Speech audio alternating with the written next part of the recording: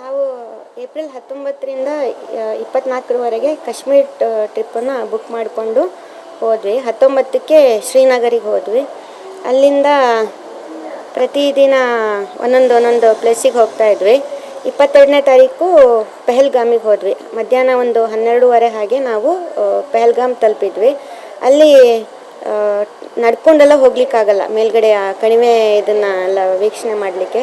So ನಾವು 3 ಕುದುರೆನ hire ಮಾಡಿಕೊಂಡು ನಾವು 3 ಜನ ಅಲ್ಲಿ ಮೇಲ್ಗಡೆ ಹೋದ್ವಿ. ನಾವು ಹೋಗಿ ಕುದುರೆಯಿಂದ ಇಳಿದು ಒಂದು 5 ನಿಮಿಷನೂ ಆಗಿರಲಿಲ್ಲ. ಅಷ್ಟೊತ್ತಿಗೆ ನಮಗೆ ಗುಂಡಿಂದು ಸೌಂಡ್ ಕೇಳಿಸ್ತು. ನಾವು ಏನು ಅಂದ್ಕೊಂಡ್ವಿ, ನಾವಂದರೆ ಎಲ್ಲ ಅಲ್ಲಿದ್ದವ್ರು ಎಲ್ಲರೂ ಏನೋ ಪಟಾಕಿ ಹೊಡಿತಾ ಇದ್ದಾರೆ ಅಥವಾ ಆರ್ಮಿದು ಏನೋ ಟ್ರೈನಿಂಗ್ ಇದನ್ನು ನಡೀತಿದೆ ಅಂದ್ಕೊಂಡು ಅದನ್ನ ಇಗ್ನೋರ್ ಮಾಡಿದ್ವಿ. ನೆಕ್ಸ್ಟ್ ಅದರ ನಂತರ ಇನ್ನೊಂದು 5 ನಿಮಿಷ ಇನ್ನೊಂದು 2 ನಿಮಿಷಕ್ಕೆ ಮತ್ತೆ ಅದೇ ಥರ ಗುಂಡಿಂದು ಸೌಂಡ್ ಕೇಳಿಸ್ತು. ಏನು ಘೋಷಣೆ ಏನು ಕೇಳಲಿಲ್ಲ, ಬರೀ ಗುಂಡಿನ ಸೌಂಡ್ ಕೇಳಿಸ್ತು. ಆಗಲೂ ನಾವು ಪಟಾಕಿ ಏನೋ ಅದೇ ಇದ್ರದ್ದೇನೋ ಫೈರಿಂಗಿಂದು ಏನೋ ಟೆಸ್ಟಿಂಗೋ ಇದೇನೋ ನಡೀತಿದೆ ಆರ್ಮಿ ಕ್ಯಾಂಪಿಂದು ಆ ಥರ ಅಂದ್ಕೊಂಡು ಆಗಲೂ ಇಗ್ನೋರ್ ಮಾಡಿದ್ವಿ. ಆ ಟೈಮ್ ಗ್ಯಾಪಲ್ಲಿ ನನ್ನ ಮಗನಿಗೆ ಹಸಿವಾಗಿತ್ತು ಅಂತ ಹೇಳಿ ನಾನು ನಮ್ಮ ಮನೆಯವರು ಅಲ್ಲಿ ಪಕ್ಕದಲ್ಲೇ ಇದ್ದ ಸ್ನ್ಯಾಕ್ಸ್ ಇದನ್ನು ತಗೊಳ್ಳೋಣ ಅಂತ ಹೇಳಿ ಹೋದ್ವಿ.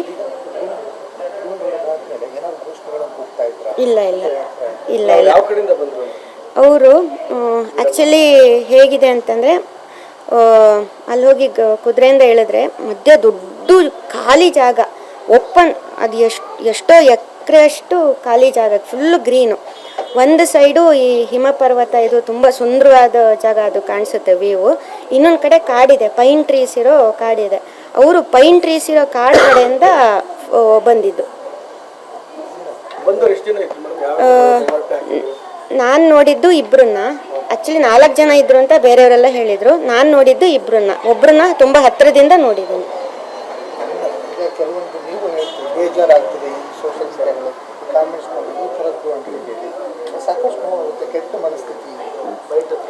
ಅದೇ ಸರ್, ನಾನು ಯಾವುದೇ ಸೋಷಿಯಲ್ ಮೀಡಿಯಾದಲ್ಲೂ ನಾನೇನು ಆ್ಯಕ್ಟಿವ್ ಇಲ್ಲ. ನಂದೊಂದು ID ಇರ್ಬೋದು ಬಿಟ್ಟರೆ ಇನ್ಸ್ಟಾಗ್ರಾಮಲ್ಲಿ, ಫೇಸ್ಬುಕ್ಕಲ್ಲಿ ನಾನು ಯಾವುದೇ ಒಂದು ಇದರೊಳಗೂ ನಾನು ಆ್ಯಕ್ಟಿವೇ ಇಲ್ಲ.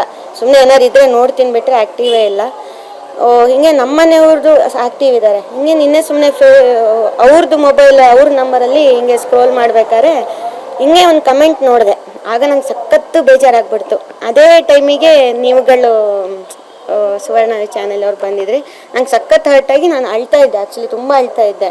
ನಮ್ಮ ದುಃಖ ನಮಗಿರುತ್ತೆ, ನನಗೇನು ಯಾವುದೋ ಹೈಪ್ ತೊಗೊಳ್ಬೇಕು ಇನ್ನೇನೋ ನನಗಿಲ್ಲ. ನನಗೆ ಈಗ ನೀವು ಬಂದು ನನಗೇನೋ ಪ್ರಚಾರ ಕೊಡಿ, ಅದೂ ನನಗಿಲ್ಲ. ನನಗೆ ಆ್ಯಕ್ಚುಲಿ ಇಷ್ಟು ದೊಡ್ಡ ಅಲ್ಲ, ಆ್ಯಕ್ಚುಲಿ ಅಂದರೆ ಇಷ್ಟು ದೊಡ್ಡ ಇಶ್ಯೂ ಆಗಿರ್ತಕ್ಕಂಥ ಇಡೀ ಪ್ರಪಂಚದಲ್ಲಿ ಈ ಸುದ್ದಿ ಬಗ್ಗೆ ಇದು ಮಾಡ್ತಿರ್ತಕ್ಕಂಥ ಅಂದರೆ ಇಷ್ಟು ದೊಡ್ಡ ಎಲ್ಲದಕ್ಕಿಂತ ಹೆಚ್ಚಾಗಿ 28 ಜನ ಸಾವನ್ನಪ್ಪಿದ್ರು ಕೂಡ ಅದರಲ್ಲಿ ಹೆಚ್ಚು ಆ ಘಟನೆ ಬಗ್ಗೆ ವಿವರಣೆ ಕೊಟ್ಟು ಅಲ್ಲಿರ್ತಕ್ಕಂಥ ವಸ್ತುಸ್ಥಿತಿಯನ್ನು ಹೇಳೋದಕ್ಕೆ ಯಾರಾದರೂ ಬರ್ತಿತ್ತು. ಆ ಸಮರ್ಥವಾಗಿ ತಾವು ನಿವಾರಣೆ ಮಾಡಿದ್ರಿ. ನಿಜವಾಗ್ಲೂ ನಿಮ್ಮನ್ನ ಅಪ್ರಿಷಿಯೇಟೇ ಮಾಡಬೇಕು. ಇಂಥ ದೊಡ್ಡ ಸನ್ನಿವೇಶದಲ್ಲೂ ಕೂಡ ಇಷ್ಟು ದಿಟ್ಟತನ ತೋರಿಸುವಂಥವ್ರು ಇಲ್ಲ ಮೇಡಮ್. ಈ ಥರ ಕೆಟ್ಟ ಮನಸ್ಥಿತಿಗಳು ಇರ್ತವೆ ಮೇಡಮ್. ಅದೇ ಆ್ಯಕ್ಚುಲಿ ಆ ಒಂದು ಕಮೆಂಟ್ ಓದಿ ನನಗೆ ತುಂಬ ಹರ್ಟಾಗಿ ನಾನು ಅಳ್ತಾ ಇದ್ದೆ. ನಾನು ಅಳೋದನ್ನು ನೋಡಿ ನಮ್ಮ ಅಣ್ಣ ಮತ್ತು ನಮ್ಮನೆಯವರ ಕಸಿನ್ ಇಬ್ಬರೂ ಅದೇ ನಿಮ್ಗಳ ಮೇಲೆ ಇದು ಮಾಡಿದ್ರು. ಆ್ಯಕ್ಚುಲಿ ಅದೇ ನೀವೆಲ್ಲ ನನಗೆ ಅವತ್ತಿಂದನೂ ಹೆಲ್ಪ್ ಮಾಡ್ತಾ ಬಂದಿದ್ದೀರಾ. ಆದರೆ ನನ್ನ ಸ್ಥಿತಿನ ನೋಡಿ ಅವರು ಇದು ಮಾಡಿದರು. ಅದಕ್ಕೇನು ಬೇಜಾರು ಮಾಡ್ಕೊಳ್ಬೇಡಿ ಅಂತ ಹೇಳ್ತೀನಿ. ಅವ್ರ ಬಗ್ಗೆ ನನಗಿಲ್ಲ. ನನಗೆ ನನ್ನ ಫ್ಯಾಮಿಲಿಯವ್ರ ಸಪೋರ್ಟ್ ಇದೆ. ನಾನು ಏನು ಅಂತ ನನ್ನ ಫ್ಯಾಮಿಲಿಯವ್ರಿಗೆ ಗೊತ್ತಿದೆ. ಅದಕ್ಕೆ ಆ ಮೊಮೆಂಟಿಗೆ ದುಃಖ ಆಯಿತು. ಬಟ್ ಆಮೇಲೆ ನನ್ನ ಫ್ಯಾಮಿಲಿಯವ್ರು ಎಲ್ಲರೂ ನನಗೆ ತುಂಬ ಸಪೋರ್ಟ್ ಮಾಡಿದರು. ಈ ಥರ ಕಮೆಂಟ್ಸ್ ಇನ್ನು ಬರ್ತಾ ಇರುತ್ತೆ.